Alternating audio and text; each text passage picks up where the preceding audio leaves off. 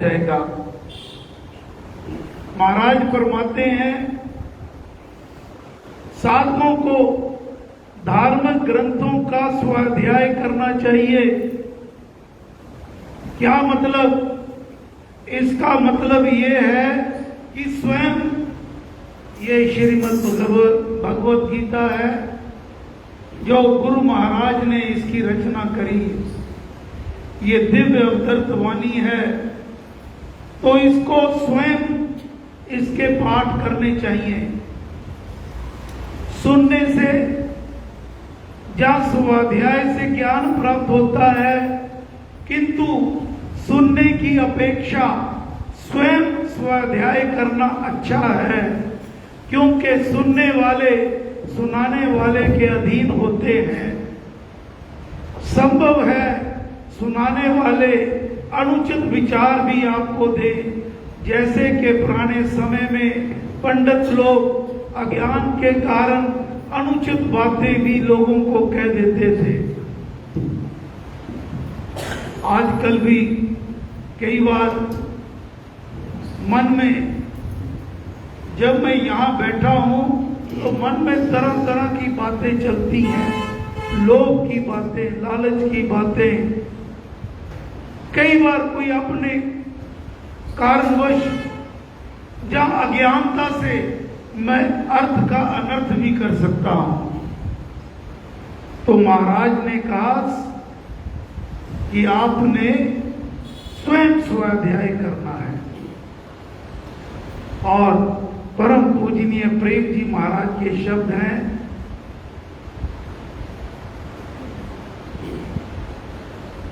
कि हमें महाराज के ग्रंथों का पाठ करना चाहिए। उनके सदग्रंथों का पाठ बहुत उत्तम सत्संग है। इनको पाकर भटकने की जरूरत नहीं। महाराज कहा करते थे, जो भटकते हैं वे भटकते ही रहेंगे।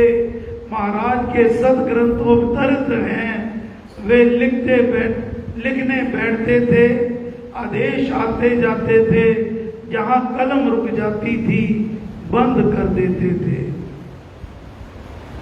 अब महाराज एक बात बता रहे हैं।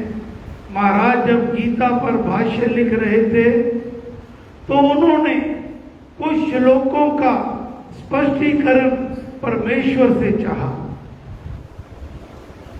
जब महाराज बड़े ध्यान से सुनकर, जब महाराज इसकी रचना भगवान इनसे करवा रहे थे तो भगवान साक्षात उनके सामने प्रकट रहते थे। तो महाराज के मन में कुछ श्लोकों के बारे में स्पष्टीकरण उन्होंने चाहा, परमेश्वर से मांगा। तो उधर से आवाज आई कि जिसने गीता गाई है उससे पूछो। क्या मतलब?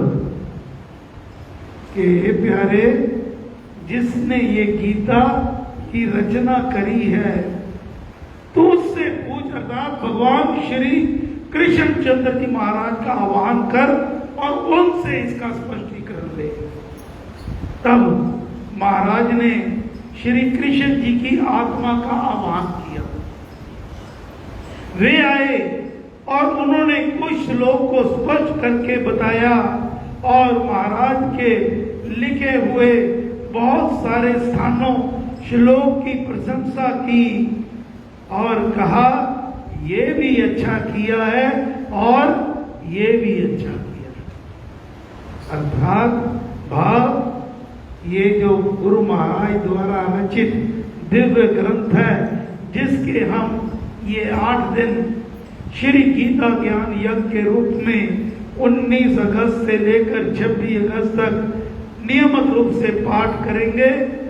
इस यज्ञ में सम्मिलित होना अति उत्तम और सौभाग्यशाली लोगों का ही कार्य होता है। तो कृपया इसमें सम्मिलित हो। हे गुरु महाराज, हे परम पुरुष श्री राम, हम सब आपकी चरण शरण में हैं। हम पर कृपा करो, मेहर करो, दया करो। जय श्री राम, जय श्री राम, जय श्री राम। अब सूचनाएं हैं, कल 29